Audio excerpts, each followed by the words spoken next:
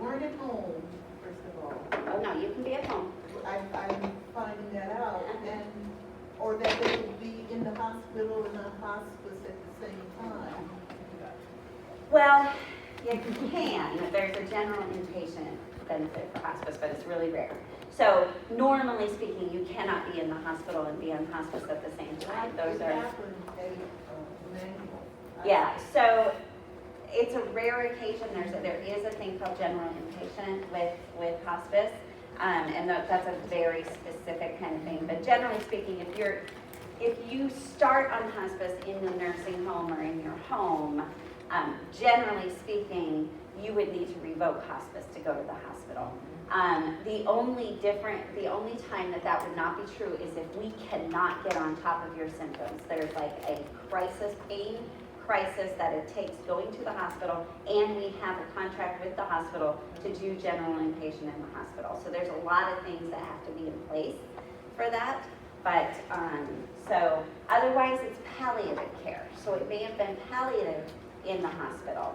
And so hospice is a form of palliative care.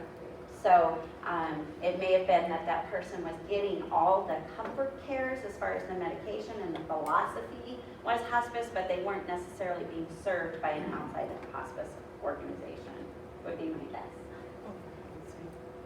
Where does the word hospice come from? Oh, that is a question I've never had. But there you go. So hospice is actually comes from the Latin root hospitio. Anyway, and it has to do with hospitality. It's same root as hospitality, to make room for, to comfort. And so that's where the word comes from. Palliative care, which hospice is a root of, is the idea to make better. And so not to cure, but to make better, make the life better, quality of life. So that's the meaning of it. So the original hospices that come from medieval era. So if any of you ever read Canterbury Tales, remember the pilgrimages that they were making to Canterbury? These were very sick people, right? They were making these pilgrimages looking for miracles, and many died along the way. And so these nuns actually started these hospice places to take care of these dying travelers along the way. So that is actually the root of hospice before Cicely Saunders in the 60s or 1954 started it in London. So the roots are very, very deep and very much about the journey, the traveler, and taking care of the person along the way.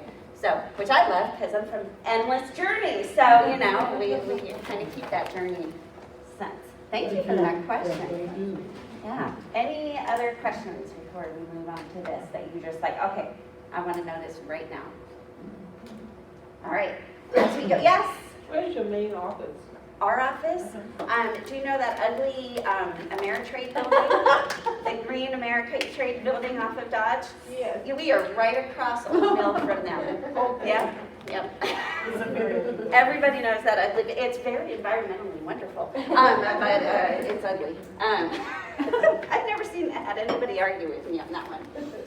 Okay. So we are going to just kind of go into Hospice 101. Assuming I can get this to move. I didn't check Just that. push spacebar. Spacebar. Okay. There we go. Just took a second. So one thing to know is hospice, there's a lot of aspects to it. So we talked about the disciplines that make up hospice. First of all, there's a medical director. So none of this is done without the doctor's okay. And so our medical director is available to us 24/7, is involved every week in these weekly care plan meetings we have regarding patients. They have to certify that the patient qualifies for hospice originally and that they continue to qualify for hospice. So nurse case manager, all of ours are women, but they're males as well, quarterback of the care. All hospice starts and stops with the quality of their nursing. Hospice is more than nursing, but if you don't have good nursing, you don't have a good hospice. And so the nurse case manager is managing everything that's going on with the patient. They're managing equipment, they're managing the medications. And you guys know this as ombudsman, how some facilities are different than other facilities as far as their rules and regulations and their just ways of doing things. And so they're in several buildings, and so they know, oh, in this building we need to do this, in this building we need to do this. And then they're also managing everybody that's underneath them. So actually, literally on the way here, I got a call from our nurse case manager regarding a patient whose wife is getting emotional, and she wanted to call me about care planning around what we're going to do for the wife and her emotional status right now. So the nurse, everything kind of starts with the nurse. So Right now, in the Omaha area, would you know how many patients you guys have? and with Journey, Yeah. we currently are around 82 patients. We're usually in that 80 to 90 range. And so if you times that, I mean, not really. So we're one of the larger hospices. So if you take kind of the top 5 hospices, then you're looking probably about 500 to 700 people are in hospice. If you take the 5 largest hospices and then you maybe add in. How many of those would you say are in actual facilities? So for the hospices, each hospice is different as far as their percentage, but our percentage is around 70-30. So Oh, wow. 70% are in facilities. Wow. Facilities meaning assisted living or skilled nursing. We consider independent living to be a home patient. So assisted living or a skilled nursing facility. Yep. Yeah. Okay. We also have aides that will provide baths and companion care. Those are, most hospices, I think hospice, it has to be a certified nursing assistant. So those are aides that are providing that, usually twice a week going in. Social workers, we have 3, well, and then if you add me in, that's 4. And so social workers are really a lot of doing the advocacy, facilitation, and getting them the resources, right? Getting them, oh, he's a veteran. Is he enrolled? No. Oh, how about we get him enrolled, in the VA, and those kinds of things. Helping with anticipatory things. I'd say about 30 to 40% of the time when we sign a family on and we ask for a mortuary, we get the, what? And we say, okay, hospice, it's good to be prepared and have a mortuary named. And so we start that process with them on what that means. Whether they're, and some of them, like we have a gentleman, I just messed up. We have a woman right now who wanted her brain donated. And so worked with her on getting signed up for brain donation and anatomical donations and things like that. So social work is just a lot of knowing the ecosystem of end of life and helping families navigate that. And becoming a friend along the way. Chaplain they're usually able to work with people regardless of what their spiritual background is. Reconnecting them, there's a phrase called fallen away Catholics that want to come back, and so getting them connected to their church, or people who are like, I never got around to being baptized, and they baptize them, or getting the shaman, knowing, okay, the shaman's in Iowa, and we need to know that the body can't go until the shaman gets here. Just knowing what their religious practices are, and working with them on that. Then, Is a chaplain a paid position? Yeah. Okay. Yeah. With the bigger hospices, yes. The regulation is just that you have those services available. So the smaller hospices may just have somebody who's kind of a volunteer or just a contractual employee, but the bigger hospices are going to have a full-time chaplain on staff. We have 2. Yeah. And then they're often, I always say about the chaplain, they're the discipline that is most often refused at the time of consent, because the only thing you have to agree to as a hospice patient is the nurse. Everything else you can say, I don't want that. So the chaplain is the one that more often than not, not more often than not, but if a discipline's getting denied at the beginning, it's chaplain and volunteer. And then the discipline that's most requested later is the chaplain, right? As things start to go, oh, maybe we do need that guy or woman.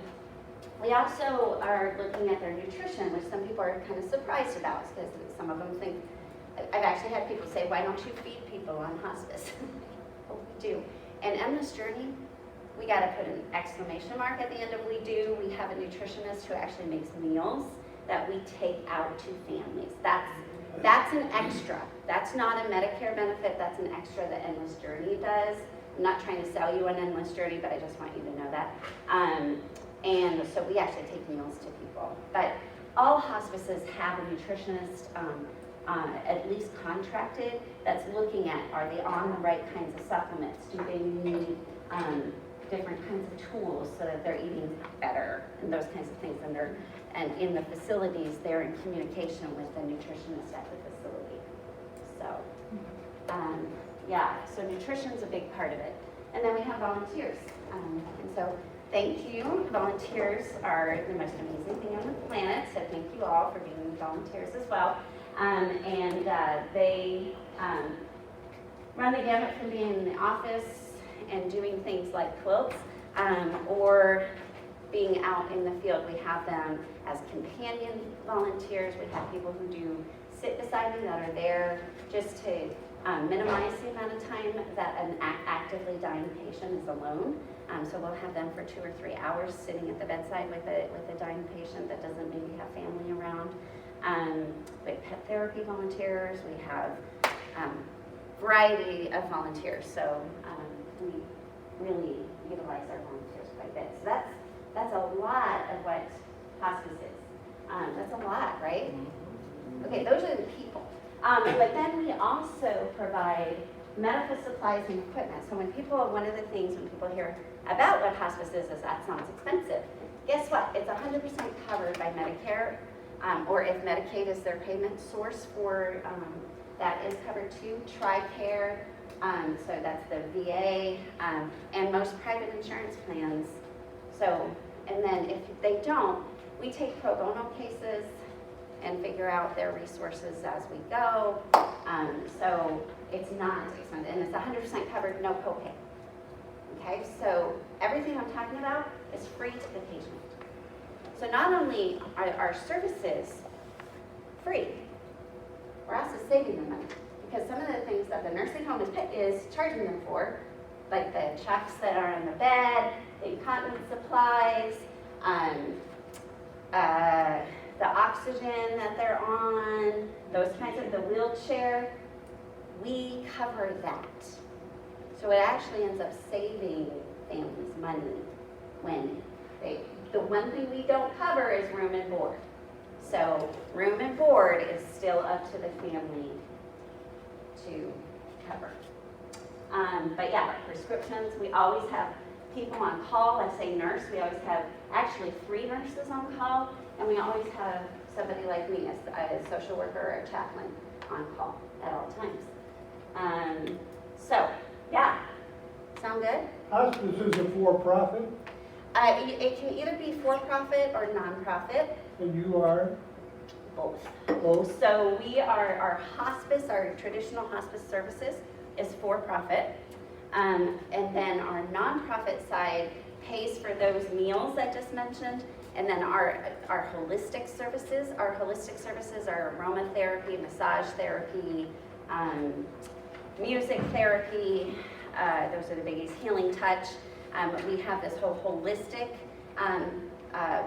thing that we incorporate into our care plan. That's a non-pharmaceutical way to address things like pain and anxiety and those kinds of things.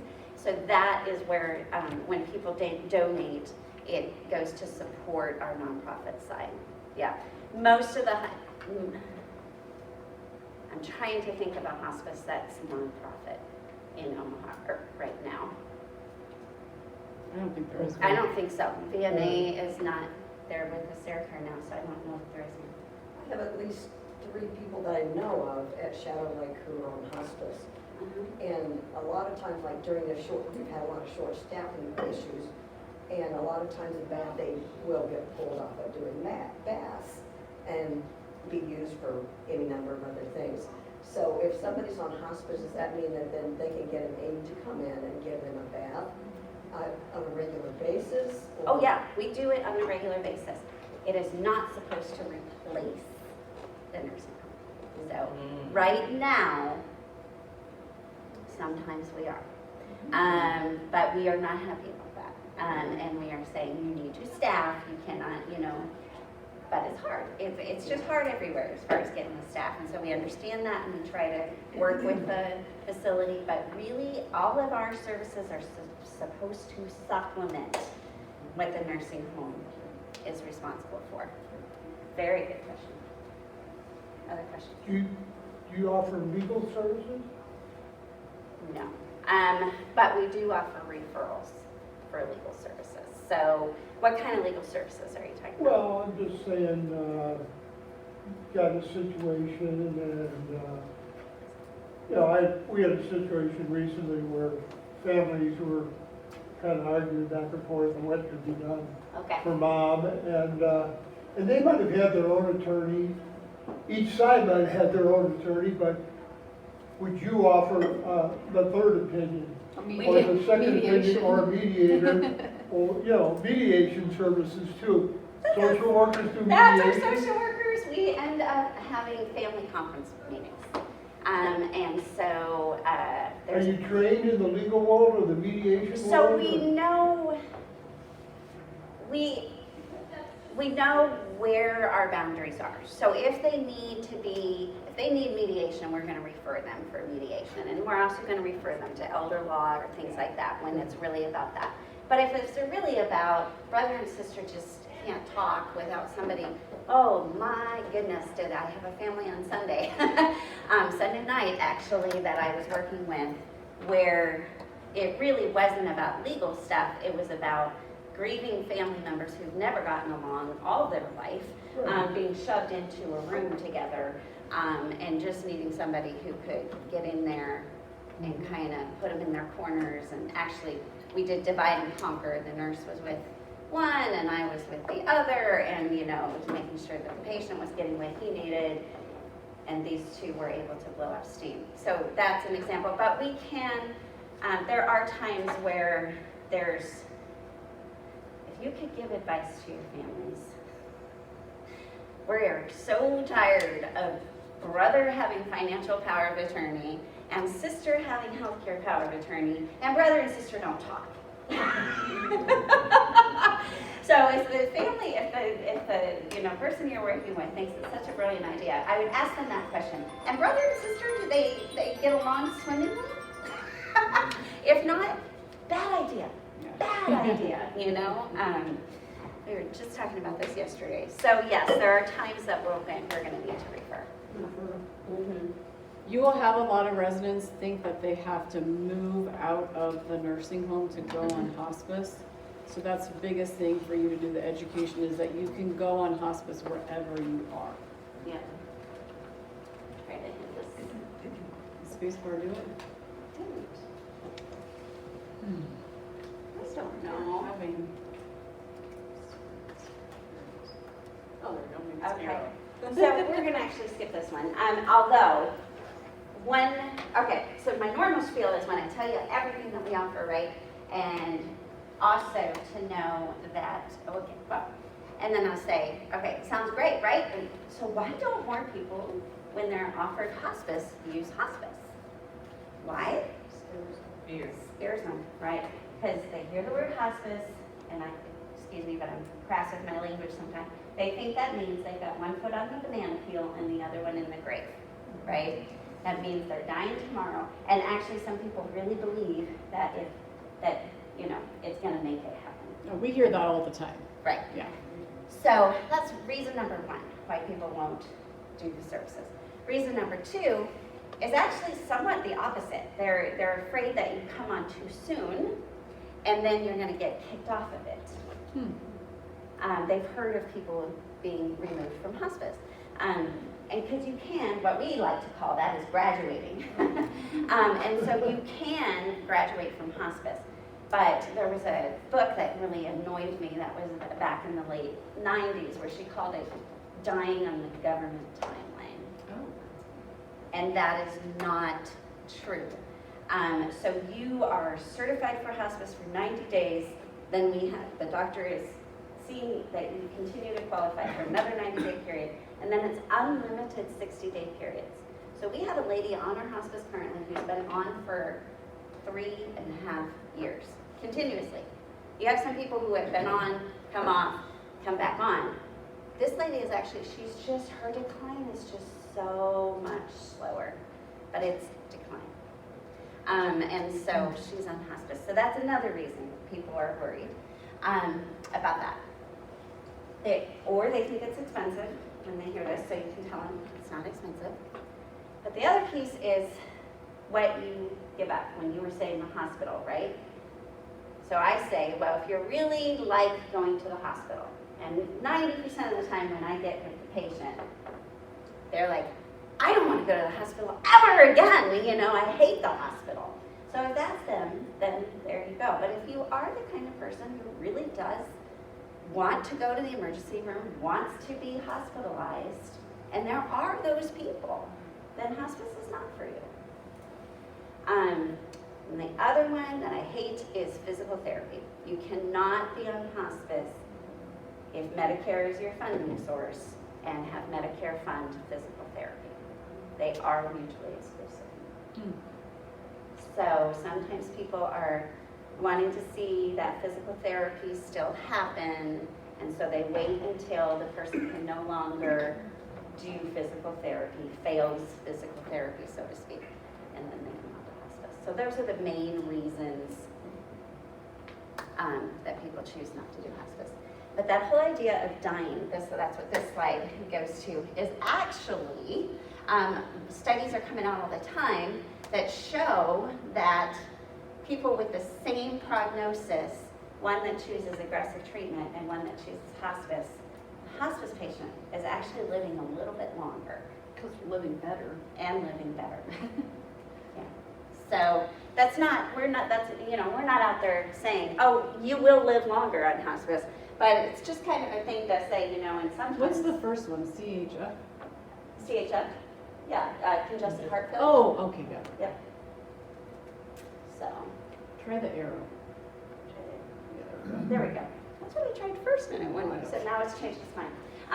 So qualifying for hospice, where you're like, okay, stage 4 cancer, they don't want to do chemotherapy. That's easy, right? To know you might want to look at hospice now.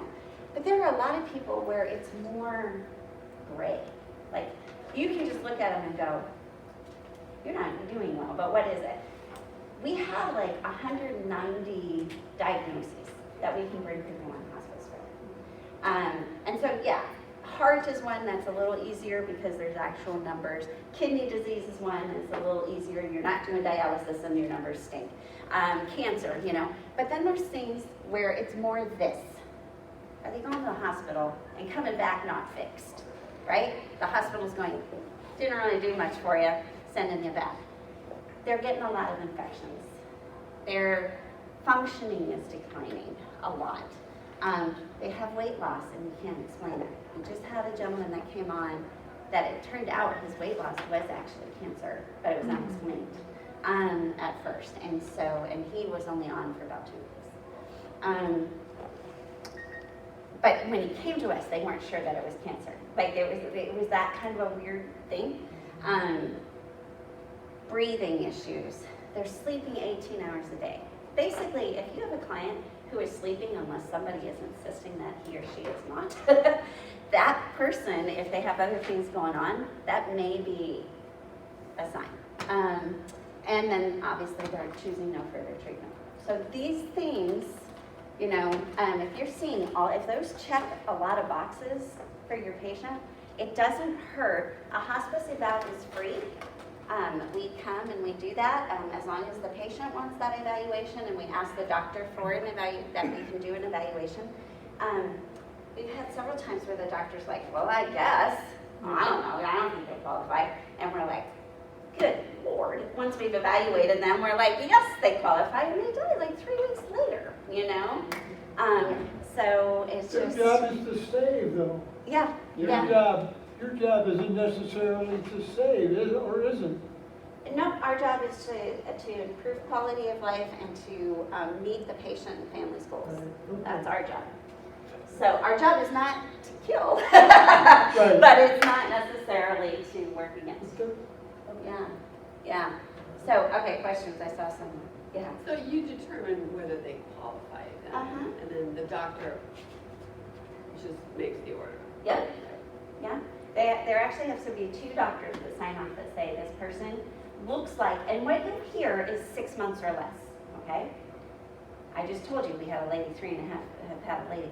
So it's a very statistical determination, that's 6 months or less. The non-statistical, non-scientific thing is looking at this patient, would you be surprised that they die within 6 months? And the answer to that is no. That's what we're looking at. So that's why you have some people, and it really is statistically. I told you about all these diagnoses, and they have all this stuff, and we have certain criteria depending on each diagnosis. Well, those criteria add up to people presenting with these criteria 67% of the time die within 6 months. That's what that 6-month figure comes from, okay? So that means 33% don't die within 6 months. They die a little later or a lot later, you know? So keep that in mind when you hear the 6-month thing. Yeah, and then this slide is just as ombudsman, you're concerned about quality, and so I just wanted to keep this slide in here. You know how there's the Medicare Compare for nursing homes? There's a hospice Compare there as well. And the things that I would have you look at is timely response, and the percent receiving a visit in the last 3 days of life. In Nebraska, we're pretty good. We've got really good standards here in Nebraska, no matter what hospice you, I mean, there's gonna be some. But we've got pretty good standards here in Nebraska. I was horrified when I was trying, let me back up. Another really cool thing about hospice compared to home health. You do not need to be homebound to be on hospice. So, let's go back to this story. We had a gentleman, his bucket list was to go to California to see his sister and brother. We prepared that so he could make that trip to Fresno, California to see his sister and brother. He was very ill. He died about a week after he got back. We made that happen, but part of that is we contract with another hospice in that state that they can contact if they have any issues, okay? So it's called a travel contract. And so I was looking up Fresno hospices. There was like 110 in the area. I had to click in to 110 to find one that I could feel good referring him to. Mostly because of that percent receiving visit in the last 3 days of life. The percentage should be in the 90s, okay? When we have a patient that we think is going to die soon, we are daily visits of that patient. So that percent, I mean, there are sometimes people just up and die. They sometimes just surprise you, right? So it's not going to be 100%, but it really, really, really, really should be in the 90s. They were in the 20s. Wow.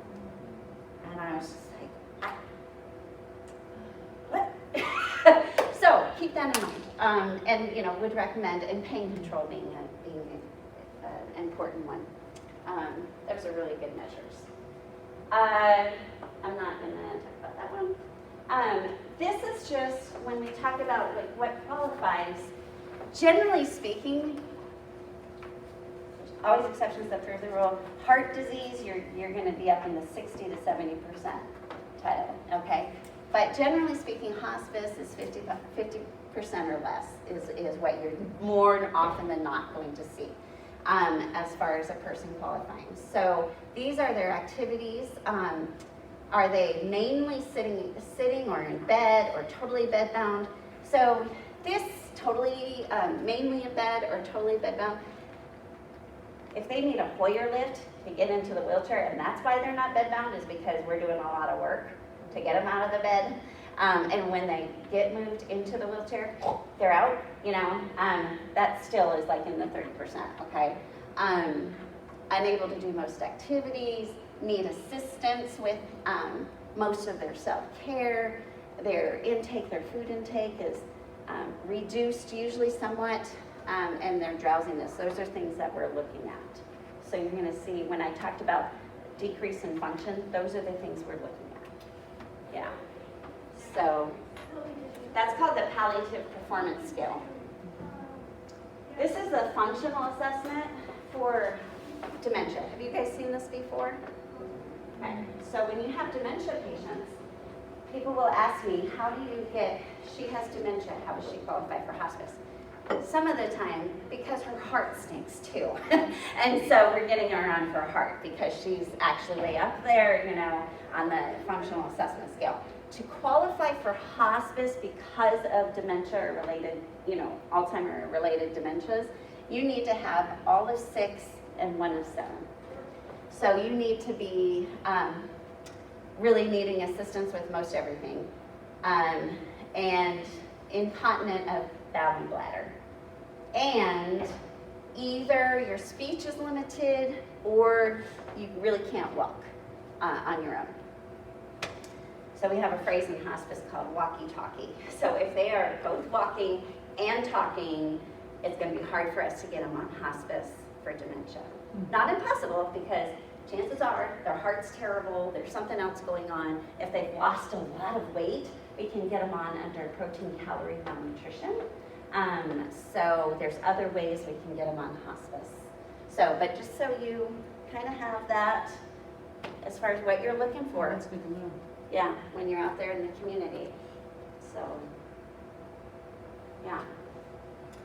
I'm gonna skip that one.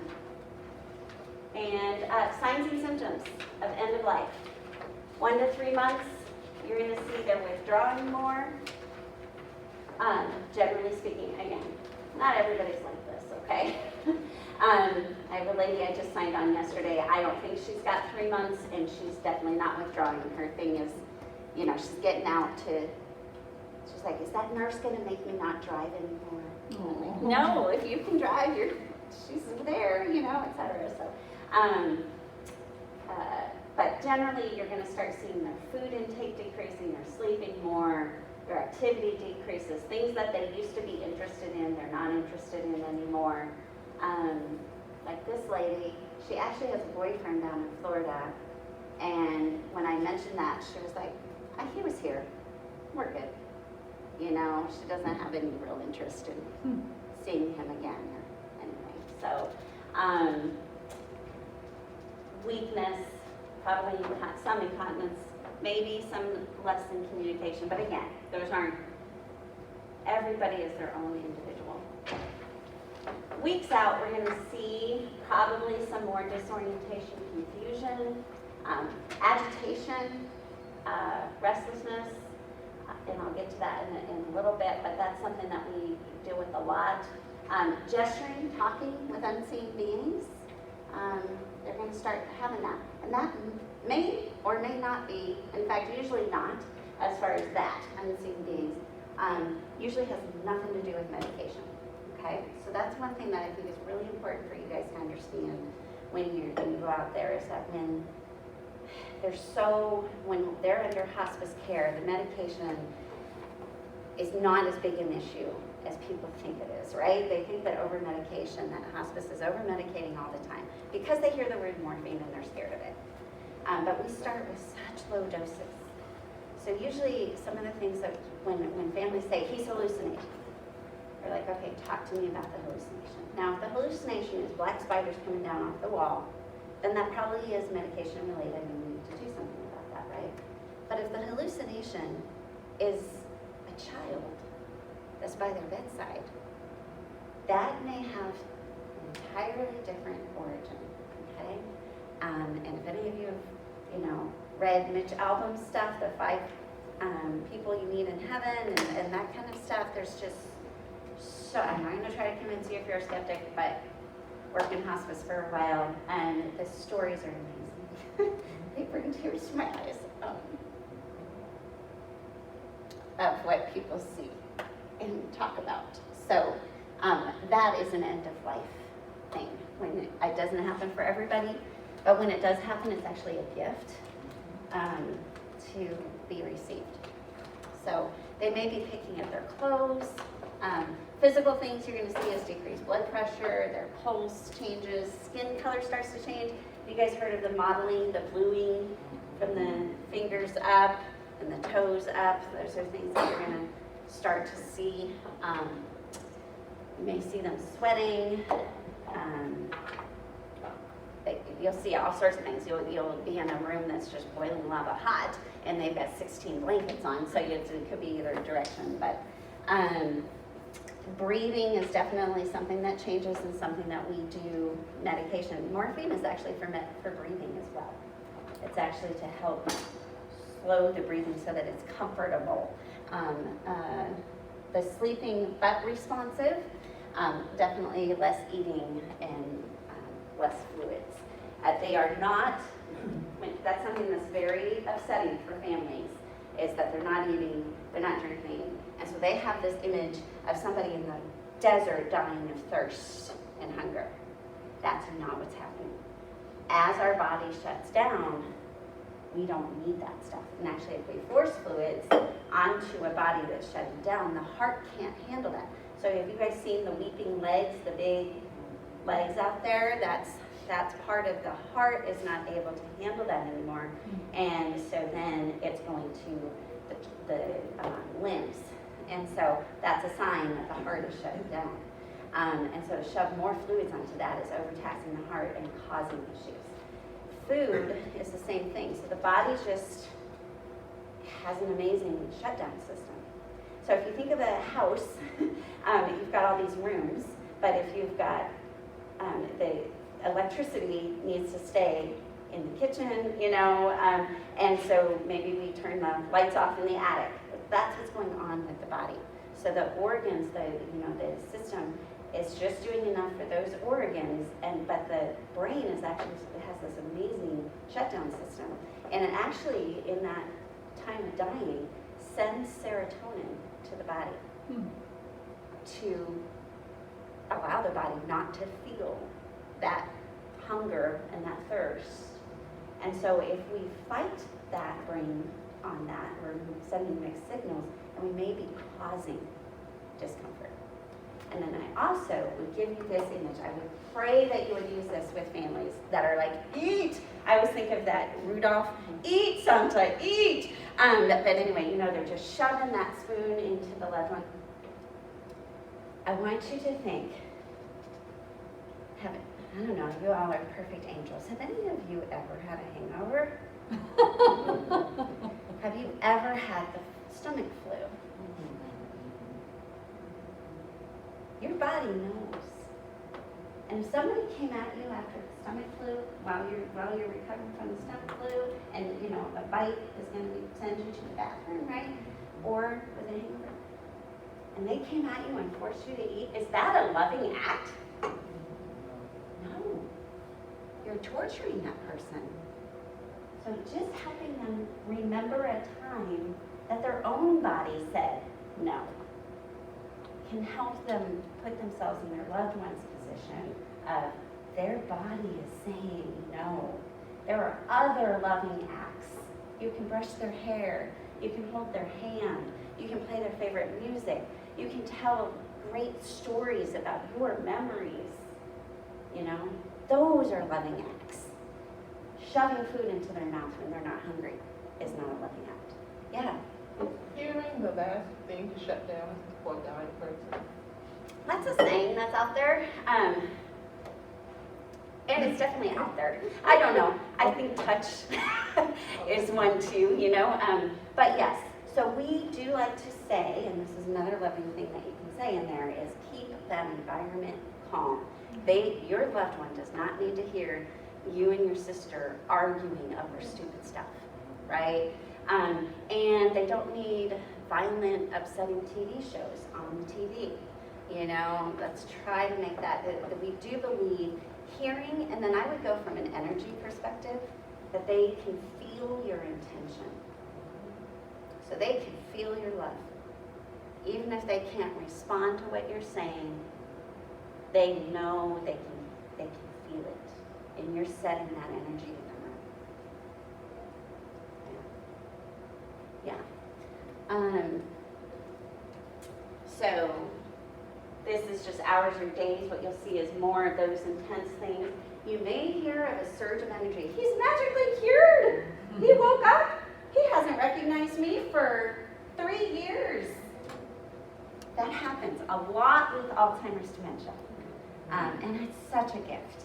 And so, but we are able to educate, okay, this may happen, and as we get there, we're like, this may happen, it'd be great if it does, but don't think he's cured. And so, but it is an amazing gift when it does happen. I had a gentleman that woke up, and he literally got up and danced with his wife. And then died like 2 days later. It was beautiful. So, when you see the eyes are glassy, they're half open or maybe fully open even, restlessness or no activity, the blotchiness, the pulse, etc. They do tend to wet or soil the bed. Minutes away, you're going to see that fish out of water breathing. They cannot be awakened, and this waxy change to their complexion. So I like to say waxy as opposed to say yellowy, because different people have different skin tones, etc. But this waxy look you'll see come over them. That means we're probably minutes to hours from that. And you'll see their skin looks really tight. Yeah, it's just an interesting thing that you'll see sometimes. And hospice can support families by giving that information. Yep. We try to. But just remember that sometimes we talk to one family member. We haven't talked to all of them. And so we had one situation where the nephew flew in from somewhere, and we didn't even know he existed, much less have any conversation with him. And he went in and he actually called Adult Protective Services on the facility because they were starving his aunt, and so you'll get all sorts of situations. And then you just have people who that's how they cope, is just being crazy. I've had some experience in hospice too. One of the things that they said was, another thing that families do is constantly trying to get them to respond. Mm-hmm. So you're constantly saying, how are you? Do you need anything? They're not responsive, but, families, like you said, even when they're not feeding them, they want to know they're okay, and they're like, hey, I'm here, and everything. And the first hospice situation I was in was with my dad, and they kept saying, every time you talk to him, you're pulling him back. And I have had so many experiences since then with that, where it's like, you know what, it's great. Sit, hold their hand, pray, touch them, create an environment that they want to be in, but stop asking them questions, because we've spent our whole life, like my dad spent his whole life helping people, so of course he feels obligated, even like subconsciously, to answer you, and it's kind of like, just let them stop asking questions, stop pulling them back in, and that's really hard for families. So I always say that hold hands, but not the whole time, because that's like a physical tether. Yep. So you want to, okay, so these things I'm just going to refer to, that you have them in the handout, as far as the things you can do with the upsetting things that happen in end of life that I just mentioned, as far as the things that you'll see. So that's what all these slides are. I'll let you read these on your own. But yes, that whole keeping things comforting for them, and then right there, I have hold their hand for moments at a time, not the whole time. And obviously supporting the family, and so, and it's both ways, either being there and offering them time alone, or saying, do you need to get out, and I'll sit here with them. Veterans do have different experiences, especially combat veterans. It does come back unbidden for them. So, and this is true for anybody with PTSD, that they have built some defensive mechanisms to be able to live with their experiences, right? And if they haven't fully integrated those into their whole, they would have to be very actualized. it's going to come back unbidden. And so there are some things that can be very upsetting at end of life for folks as far as that loss of control and that kind of thing. So we try to very much recognize, especially our military veterans, because they're about 25% of the dying population right now. So we have a whole system of recognition to that, and I would love to do a whole thing on just veterans and end of life sometime for anybody who will listen. We just did a code of valor for a gentleman Wednesday, and it was very touching. So to your point about the what the dying person needs, there's a Dr. Ira Byock is a pioneer in the field of hospice and end of life care, and one of his first books was a book that was actually called The 4 Things That Matter Most, and then everybody's like, there's actually 5 there. He would actually literally write out on a prescription pad these words: thank you, please forgive me, I forgive you, I love you, goodbye. And he would say to the patient, I don't know who you need to say these things to, but that's your homework. So we have these words also in the card for any family members that say these are kind of the conversation starters, if you will. These are the things that are most important to hear.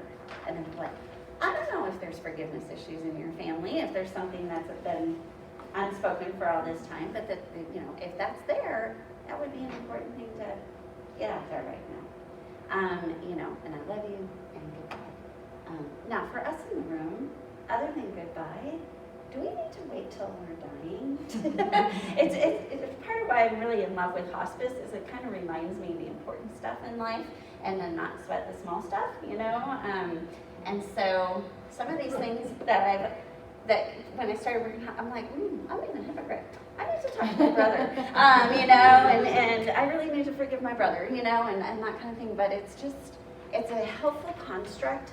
I usually, when I'm talking with my family, I'll just say it exactly that way. There's this doctor, he has this.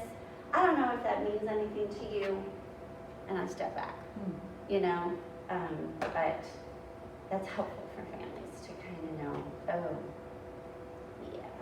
And almost always, they got something in there. I had a lady, her number one thing was thank you. She was 98 years old, and she was like, I didn't thank my mother enough. And that's what she needed to talk about at the end of life, where it's her regrets, that she didn't thank her mother enough for everything that her mother did for her at 98 years old. So, yeah, just as far as how you can be helpful, and realizing that I'm at the time. So, yeah, questions? I have one that I'm very curious about. COVID kind of rocked our world in what we do. How did it impact you guys with hospice?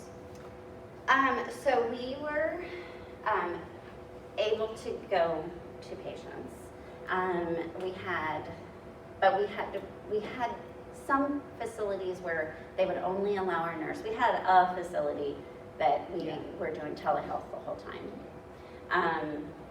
But it was like some facilities we could get the nurse in, some facilities we could get window visits with the social worker, et cetera, and that was very hard. And it was hard as far as the families. And we had stupid stuff. You've seen stupid stuff from your facilities, I'm assuming. Like, we had a facility that wouldn't let the son come and spend his mom and his dad lived in the room together, and dad was dying, and mom had severe anxiety issues, period. And son was like, I would just stay with them. I will not leave, but let me just stay with them. And they're like, no, not allowed. But then they called us and asked for a volunteer to sit with them. And I'm like, no, you're gonna let this, and they did. But we had some stupid stuff that we had to kind of advocate and go. Did some of your numbers drop off during I know, because there was a period of time where nobody could get in. But not, no, we really didn't have that much of a drop off of our patient numbers. Just like our chaplain couldn't go in for a very, very long time. And they're like, oh, you can do telehealth. Yeah, that's really with confused patients, and they're looking at them, who's that? Is that Bob? You know, and that didn't work at all. So that was challenging. Volunteers, that was challenging. And then obviously just, it's still going as far as we have every facility so different. We have some facilities that aren't requiring masks anymore. And then we have another facility that still is really okay with our nurse, but kind of nervous about any other discipline coming in. Well, keep in mind, if you need to ever pull us in November, CMS came out with the guidelines that visitation is wide open again. So they should not be doing that. Now saying that, we know it's still happening. Yeah. And it's getting worse actually right now Is it? at some places Okay. because the numbers are going up. What questions do you guys have for her? You know, I'm just curious, have you ever, or your company, ever served anyone in the homeless shelter? Very good question. I have not personally. I know that, I'm not sure about the shelter. The shelter itself, I do know. I'm good friends with a social worker at Sarah here, and she was from DNA. Okay. And she said the homeless shelters will not allow hospice because of the medications. Oh. Because we got the big daddy medications going in there. So the homeless shelters themselves will not. Homeless people don't stay homeless once they've connected with a hospice normally. Although she told me about a case where he was essentially homeless. He would set up a time for her to meet him at a friend's house, but he was essentially homeless. So we can work things out, but I mean, in that case, she was bringing the meds with her for the visit. He was not taking medications with him out onto the street. We are very responsible for controlled substances, so yeah. But yeah, there's creative thinking that goes on in hospice all the time. So Do you guys feel comfortable bringing up hospice in your facilities with your residents?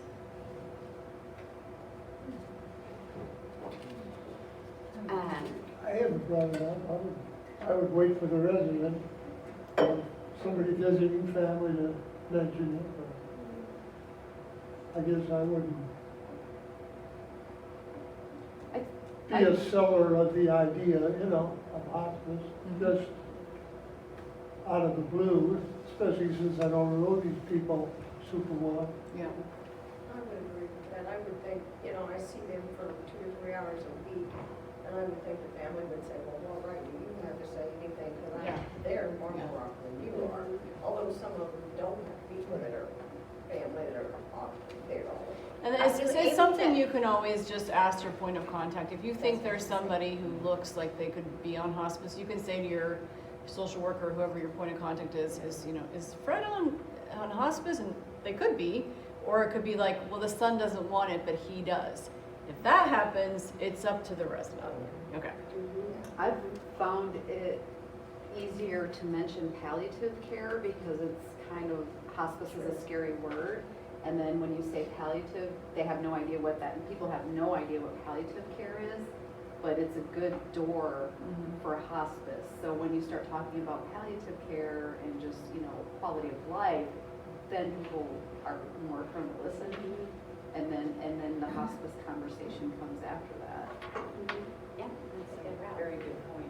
Yeah, but I would definitely say that the point of contact in the facility, just even asking that question, they'd be like, oh, yeah, you're right. we should look into that. Do you have families on hospice care that ever ask for respite care? Yes, so that is a benefit I did not mention. So in hospice, respite means this. So VA respite means something else. So the VA system, respite means some caregivers coming in the home for 30 days total. So respite means things with different people.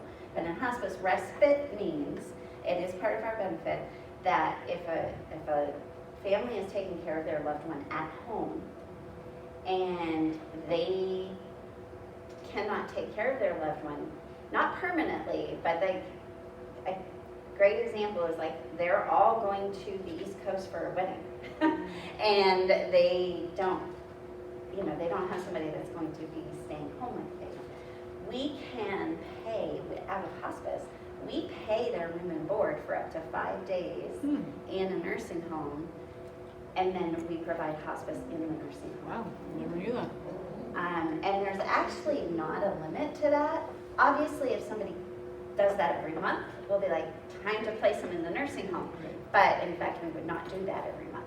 But for something like that, when I was at Sarah Care, we had a mother-daughter combination that were like Edith and Archie Bunker. That was their relationship. And eventually that, conflict kind of thing would just build. And it'd be like, I need time to breathe, And so we would have mom in the nursing home, and day 4 never failed. Day 4, doctor's like, oh, I miss my mom, and mom's like, I need to go back home. And then they would go back, and they would be lovey-dovey, honeymoon for a little bit, and then Edith and Archie would come out, and maybe 3 or 4 months later, we would do, and we had them for like 2 years. Oh my and gosh. So we did probably 4 or 5 respite. Do you have for certain them. nursing homes you have a contract with? You do, it is dependent on nursing homes, and that's where COVID really messed with us, was we were not able to do that. The other impact of COVID is we are seeing more home patients, that people don't want to risk the idea that their loved one could be shut away from them. Yeah. And so we had, which meant people were taking loved ones home that were not as prepared as your average family who normally takes loved ones home. And so they were needing more caregiver assistance, needing more social work support, for them, so, yeah. If 10 people are dying in Omaha today, how many of those are on hospice? That's a Well, good question. It's a numbers guy. And there is an answer to that question, but I don't have it. Because it's utilization of hospice. I think we're at about 70 to 80% of Medicare Oh, decedents, people who died on hospice. Really? So it's pretty That's high. wow. Yeah, it's up there. That's actually really good news. Yeah, it's getting, I think it's closer to 70 than 80. But it's getting up there. The use of hospice is getting higher. Yeah. I'm just curious about the details on that number. I mean, how do you determine, of those 10 people, like, are you considering the 18-year-old that died? No, so that's when I Medicare. said Medicare decedents. So, Oh, yeah. So right. I could look it up, but it would take a minute. NHPCO, the National Hospice and Palliative Care Organization, has an annual report where, I want to say it was pretty high. I just could be wrong. It's definitely higher than, one year I looked at it, it was like 56%. It's higher than that. It's definitely at least in that 60 That's really to good news, 80% range of people on Medicare that died that year, the percent that utilized hospice in that year. So it's high. I had just a wonderful experience with hospice. I was a caregiver for my mother during her last year of life in New Hampshire. She had pretty significant dementia, and she was wheelchair bound, and everything goes incontinent, the whole bit. She didn't qualify the first time they evaluated her, but fortunately, and they couldn't get her in they came to the house, they couldn't get her on a scale, so they checked her. At the mid-arms Right. conference. And then she did have this strange flu type thing that kept her from eating for a couple of days. I thought she was dying then, but she lived another 7 months. So they came back, and then she did qualify. Anyway, I had hospice support for 8 months. It made the whole thing manageable. I did get to have respite. I came back here and saw my husband and son for 5 days. I mean, the whole thing, I just so advocated for anybody that's trying to be an in-home caregiver. I don't know how people do it without it. Yeah, I do. I mean, if their loved one qualifies, it's just a wonderful. And I was with a group of, I don't want to like foster grandparents or something, I don't know Yeah. what room I was in, but it was volunteers, and I was talking about what hospice does, and this woman, she gasped, and she's like, oh, I need to go home, nursing home, and we're like, what's going on? We thought maybe she got a note from, she goes, no, they've been trying to tell me to get a hospice for my mom, and I thought literally it meant they would shut the door and not go in again. She goes, and now I'm finding out I've been denying my mom all these services all this time, and I need to go. That's And, really why we wanted, I wanted you to know about it, but also because sometimes the facility seems to be missing a lot of things now. They have so much going on and they're short-staffed. I don't need you to be like, pushing it or selling it. That's not what I want you to do. But it is okay if you see somebody to ask, because it could just be that thought, oh my gosh, why haven't we thought of that? Or the family has misunderstood. That is what I find the most, is the family thinks we have to move them, or they're gonna give them morphine and drug them up.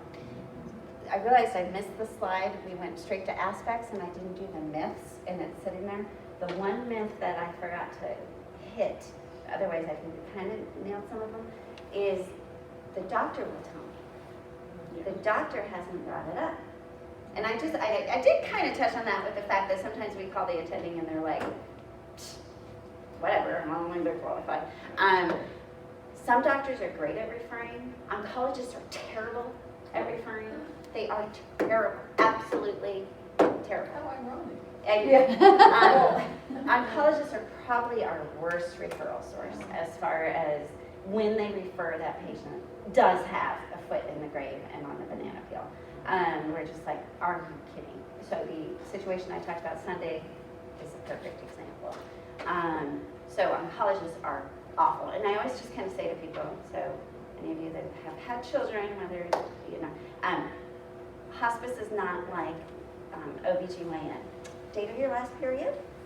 Oh, this is when the baby's coming. It's not date of your last treatment? Oh, you qualify for hospice now. That's not how it works. It's all these other things, and it's so gray, and we're looking at the person, and something's just not going right here. And just like you said, the doctors are so trained on curing and fixing, you know, and they don't have the time to sit there and really talk with family members. And family members are thinking of the big things, right? They're not saying, oh, you know what? I don't get up till 1 o'clock anymore. We had a lady, I'm like, that qualifies for hospice. She was a tailored woman. She worked at the tailored woman. And then they were showing me her pictures. She wears nothing but tailored suits and the hats and the, oh my Lord, she's just gorgeous. All she's in is PJs now. I'm like, okay, she's not, you know, and there's a lot of else going on, but I'm like, that alone would make me curious. Because she is way too much a tailored woman to not be getting up till 1 and being in her PJs and not having her hair done. Yeah. Now, is it like in Illinois where if you're in a skilled nursing facility, Medicare is only going to pay for one or the other? So you decide to go on hospice. Room and board is Medicare, yeah. You go on, you have to make a decision then, because if you're going to go on hospice, you're going to have to pay for the nursing facility, which is $500 a day, because now they're only going to pay for hospice. And That just basically, and what we usually say with that is that just if you want to finish out your Medicare stay and you're still qualifying for your therapy, because that's so limited anyway, then just finish that out if you want to.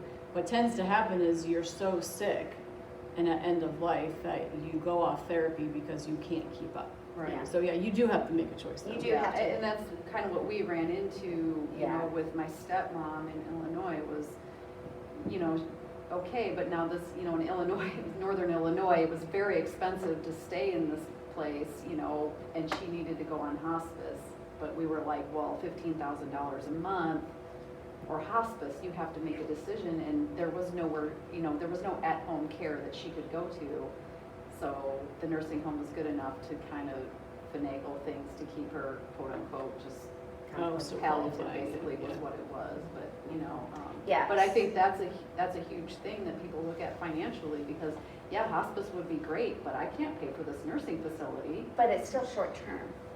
Yeah, you're only on Medicare. You're only on Medicare. Medicare's only paying for room and board for 3 weeks. Right.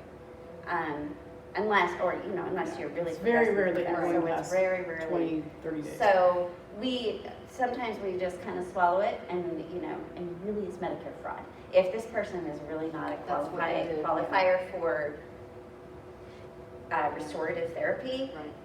Well, if they can't pay for it, Right. you apply for we Medicaid. stay quiet. We stay quiet because we understand how expensive that is, and we're like, okay, hopefully, just let us know when you're ready, and we do that. So, you had a question there, I did, and you kind of answered it. It was, and I apologize if you already covered it earlier, but I was trying to determine, is like if somebody's receiving chemotherapy or cancer treatments in some form or fashion, they have to stop that in order to go on hospice? That's a good question, yeah. It's actually a really good question because it's not black and white. It is black and white if they're coming on to hospice for cancer. But remember I told you how many diagnoses we have? Sure. So sometimes cancer is more often than not their diagnosis.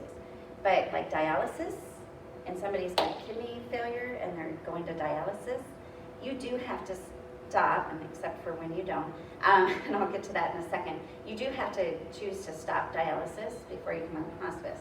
And for some of those people, that means a 3 to 5 day prognosis. Wow.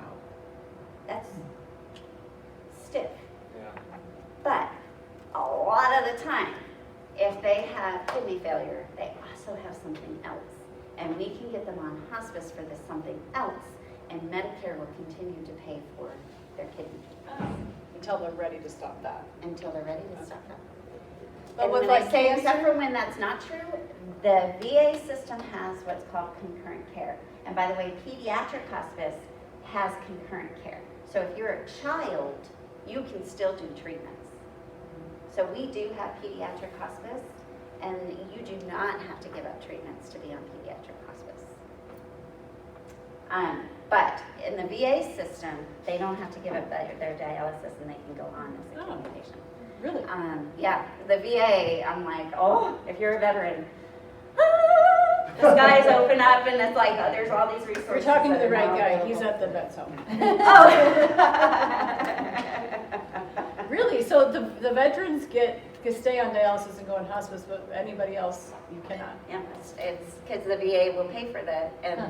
yeah, they believe in the But for concurrent care. cancer, you have to stop doing treatment, pretty much. If that's your diagnosis. Okay. There are such things as palliative radiation and palliative chemotherapy, and sometimes we'll cover that. Sometimes what we'll do is say, come off of hospice, go do that, and then come back on. Okay. So there is that thing that you can revoke hospice to, maybe you just want to know. And so you do the testing just to know where it is. And so we will revoke, you will do that, and then you just come right back onto hospice. And that's okay. That's something that we do. Yeah. You guys have lots of questions. Am I taking No, too you're much fine. time? You're fine. Okay. If somebody's in the nursing home paid for by Medicaid, then there's no problem with them also getting hospice, and nobody's expected to take up the cost of their. That was your question? As a hospice worker, what would you say is your most valuable tool or your most valuable skill? Listening. Listening? Yeah. And knowing and normalizing. Because I think families just catastrophize things. And they think that they're, we all do that. We think we're the only one that's gone through this and that this is just freaky and, all of that. And this is, and especially those end of life things, to be able to go, this is actually perfectly normal. She's fine. You're doing this fine. Everybody goes through this differently. You can cry, and that's fine. You cannot cry, and that's fine. That doesn't mean you're heartless. Everybody has their own way of processing things. So just kind of normalizing and sitting and bringing the energy down a little bit and calming. I just think hospice is not an emergency, generally speaking. Someday I had quite the emergency, but, it's, I would say that's the number one. And so our nurses just kind of do that. Yeah, that's okay. It's okay. The fact that that's happening with him, that's okay. We can address some of these symptoms, but we don't have to pack him up and take him to the hospital and run him through all these tests and all of this kind of thing. Just, it's okay. Relax. I was talking beforehand about the fact that these families, by the time they've gotten to us, and by the time they've gotten to you, right? They are institutionalized a little bit, right? They've kind of run through the gamut of fighting the system, of advocating, having to be mama bear, whatever for their loved one. And their armor is on, right? And so being able to listen and say, what you want matters, but let me also suggest that at this point, there's something bigger that matters, and that's your love, your relationship here, how he or she is feeling, and you having that time to hold their hand, to tell them those, I love you, you know. Keep in mind, this is a hospice doctor. And what did he write about? The basics. The things that matter most. He sounds like a minister, for goodness sake. That, you know, so being able to bring these family members back to what matters. All right, one more, well, let's get to the last two questions. Okay. I was just gonna say, that was probably the biggest benefit of hospice for my parents. When my dad was getting ready, when he was dying, he had it for the last few weeks. He was 99. I mean, it was a foregone conclusion. But they helped my mother by telling her a lot of these things, that this is what's happening, you know, and they can explain to her how this was normal and it's okay for you to feel this. So even though it was far more benefit for her than it was for him at that point. But then it was so calming for her to hear these things were, that's okay. You know, it was great. Oh, that's so good. I'm glad you guys are having good hospice experiences. I would just like to share that as a beneficiary of hospice, for me, one of the most valuable things was I got time sometimes to go to the grocery store. An aide would come 5 days a week for 1 hour. And I did have some limited paid, you know, assistance, like 20 hours a week. But sometimes just to run to the store and get out of the house for an hour, when you're a full-time caregiver, it's huge. So that's another huge contribution to caregivers. All right, thank you.